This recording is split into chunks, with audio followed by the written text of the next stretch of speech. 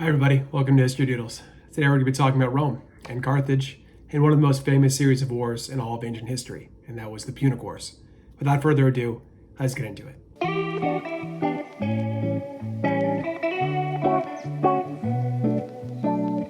This is The Decline of the Carthaginian Empire by J.M.W. Turner.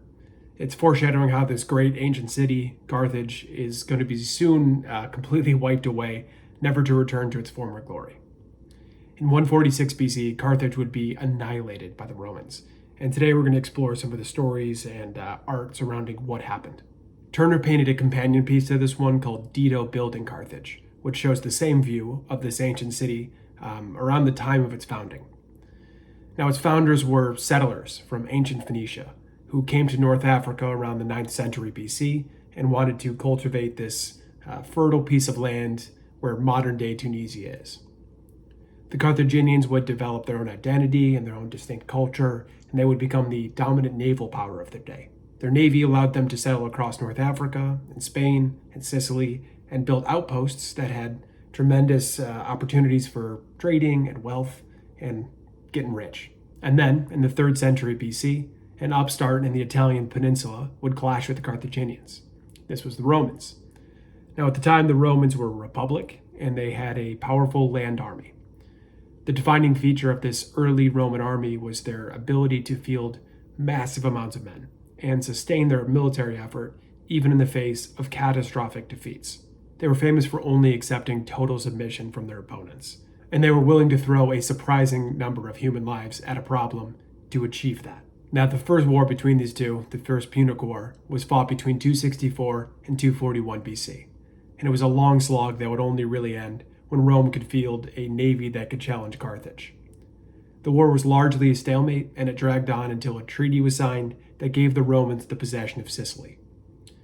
The truce, and the aftermath of it, in which the Romans also sneakily took Corsica and Sardinia, really left the Carthaginians very bitter, and it sort of led to another inevitable clash. Now, the major military commander of the Carthaginians in this war was a guy named Hamilcar Barca, and he and his family would really define the outlook of the Punic Wars.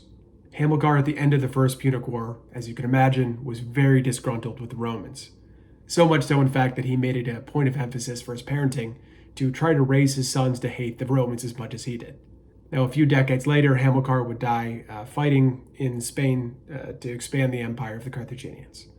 According to ancient historians, he died fighting to allow his sons, who were on campaign with him, to escape. Now, one of the children who he saved, Hannibal, would later grow up to become a general himself. And Hannibal was probably on the short list of the greatest generals in human history.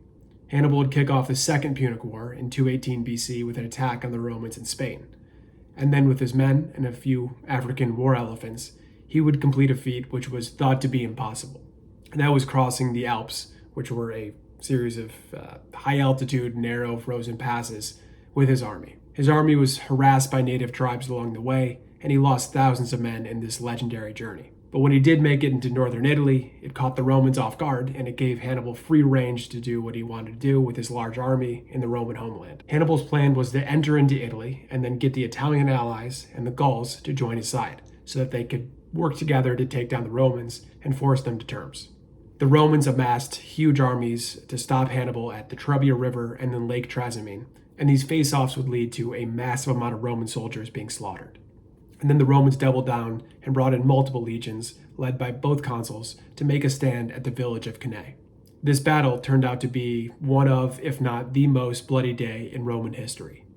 Hannibal proved his worth as a brilliant military commander, and he came up with a strategy to encircle the Roman army and slowly close in on them. The trapped Romans were slowly gored to death, and it was a horrible scene in which almost the entire 80,000-man Roman army was killed in an afternoon. Casualties included a bunch of members of the Roman Senate and a consul, which was kind of like the Roman president. All these victories were convincing the Gauls and the Italian allies to change sides and join with Hannibal's forces, and things started to look really, really bleak for the Romans. But somehow they refused to surrender. As historian Adrian Goldsworthy describes in his book Roman Warfare, quote, "No other contemporary state could have weathered such disasters and still gone on to win the conflict," end quote. The tides of war really started to change when the Romans came up with a new strategy, and this was really antithetical to their nature. and that was refusing to engage the Carthaginians in any massive battle, and instead let them burn their supplies and burn their energy, taking smaller chunks of Roman territory, and delay and annoy them until they eventually ran out of steam. This strategy ended up kind of working, and it coincided with the Romans getting their own brilliant general named Scipio, later to be known as Scipio Africanus, because he would win some major victories on Carthaginian soil. So after more than a decade of fighting for survival in Italy and slowly turning the tides of war, the Romans went on the offensive and they attacked the Carthaginians in Africa. In 202 BC, Scipio and Hannibal would face off at the Battle of Zama, and Scipio and the Romans would emerge victorious in the Second Punic War. But the total collapse of the Carthaginians wouldn't be until halfway through the next century. After the Second Punic War, the Carthaginians ceded most of their territory and took a back seat to the rising sun of the Romans. They would be subordinate going forward and try to mend their own faltering empire. And over the next few decades, they apparently did a pretty decent job of that. And Carthage was once more becoming a dynamic and wealthy city. So much so, in fact, that some in the Roman Senate saw them as a threat. Now, out of some combination of fear of another bloody conflict or greed and desire for plunder, the Romans convinced themselves it was in their best interest to wipe out Carthage completely and embark on what was the third and final Punic War. In 149 BC, the Romans began a 3-year fight, then blockade around the city of Carthage that would culminate in a final assault in 146, in which Carthage would be annexed, plundered, and set ablaze. The survivors of this atrocity were sold into slavery, and even today a Carthaginian solution refers to a complete and total destruction. This Carthaginian territory would become a Roman province, and it would become an important source of grain and resources for the growing Roman economy. Carthage itself was explicitly left in ruins, and it wouldn't be built on for hundreds of years after this point. Now by then, the memory and culture of the Carthaginians had faded into the past. Thank you so much for watching. I hope you enjoyed this episode, and if you did, it'd be great if you could like and subscribe so you can see more of these when they come out. I hope to see you next time.